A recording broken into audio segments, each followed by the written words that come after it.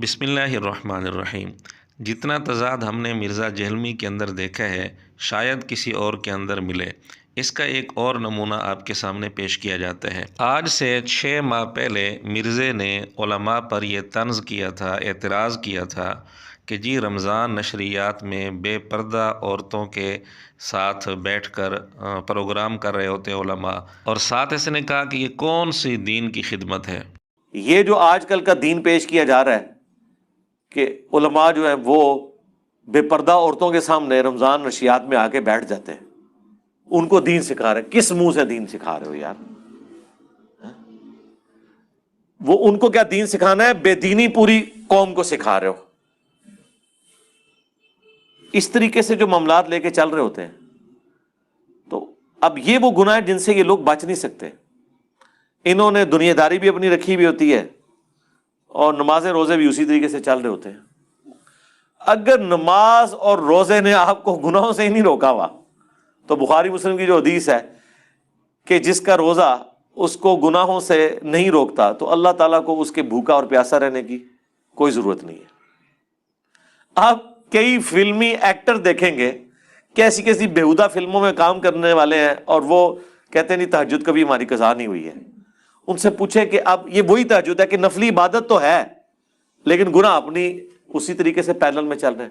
اور یہ میں آپ کو بتاؤں یہ زندگی بڑے مزے کی ہے کہ دنیا میں بھی آپ مکمل عیاشی کریں اور ساتھ نمازیں بھی پڑھتے رہیں۔ یہ تھا مرزے کا علماء پر تبصرہ آج سے 6 ماہ پہلے، لیکن ابھی چند گھنٹے پہلے ایک ویڈیو سامنے آئی ہے نیو اسلامک پر ڈاکٹر سبیل کے پروگرام میں۔ اس پروگرام میں مرزے نے بھی شرکت کی اور اس پروگرام میں ایک عورت بھی موجود ہے، اور مرزے کو اس بات کا علم بھی تھا کیونکہ اس ویڈیو کے شروع میں سبیل نے ان سب کا تعارف کراتے ہوئے اس عورت کو بھی تعارف کروایا ہے۔ بلکہ اس سے بڑھ کر جب عورت نے گفتگو شروع کی تو مرزا تائیدی انداز میں جھوم جھوم کر سر ہلا رہا تھا۔ اور یہ دنیا داری کی اور انتہائی یعنی چھوٹی حرکت کی ایک پیشین گوئی تھی کہ اس کے لوگ جو اس کے ہے اور اس سے باز رہنے کے لیے، اس سے دور رہنے کے لیے حکم دیا۔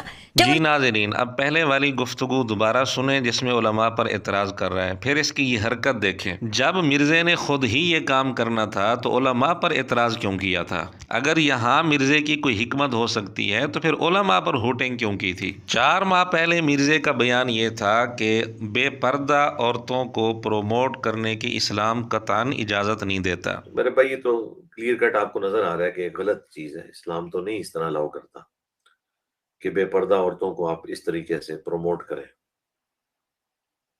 جی نیکسٹ۔ اور آج خود مرزا بے پردہ عورت کے ساتھ پروگرام میں شریک ہے اور اس کی گفتگو سن کر جھوم رہا ہے۔ 3 ماہ پہلے مرزے کا دین یہ تھا، مرزے کی دعوت یہ تھی کہ جس پروگرام میں عورت شریک ہو اس پروگرام سے احتیاط کرنی چاہیے، بچنا چاہیے۔ جی علی بھائی نیکسٹ سوال ہے۔ السلام علیکم علی بھائی، آج کل کے دور میں جب کہ سکرین سب سے بڑا سورس آف انفارمیشن بھی ہے، نہ چاہتے ہوئے بھی میل فیمیل پر نظر آ جاتی ہے، اپنی نظر کی حفاظت کیسے کی جائے؟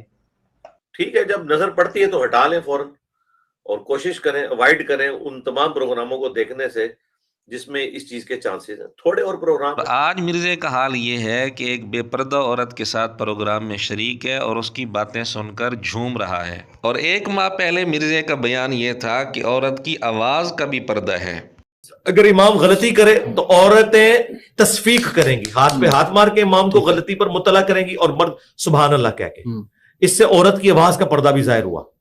دیکھیں کتنا پردہ ہے کہ عورتیں سبحان اللہ بھی نہیں کہیں گی۔ 1 ماہ پہلے عورت کے سبحان اللہ سننے کی بھی اجازت نہیں تھی، اور آج عورت کی تقریر سن کر مرزا جھوم بھی رہا ہے، سر بھی ہلا رہا ہے، تائید بھی کر رہا ہے۔ کچھ عرصہ پہلے تو مرزے کا بیان یہ تھا کہ عورت پردے کا اہتمام کر کے بھی مردوں میں تبلیغ نہیں کر سکتی کیونکہ عورت کی آواز کا بھی پردہ ہے۔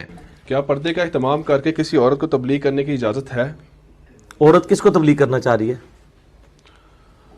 عورت اگر خواتین کو کرنا چاہ رہی تو پھر تو پردے کی اس طرح ضرورت نہیں ہے۔ اگر مردوں میں جس طرح یونیورسٹیز میں ہوتا ہے، یونیورسٹیز کے اندر لیکچرار ہیں، نہ کریں جی، عورت کی آواز کا بھی پردہ ہے جی، نہ کریں، بچ جائیں۔ سیدہ عائشہ کی مثال دینا غلط ہے۔ اور آج مرزا ایک بے پردہ عورت کے ساتھ پروگرام میں شریک ہے، اس کی گفتگو خوب غور سے سن رہا ہے، تائید میں سر ہلا رہا ہے، جھوم رہا ہے۔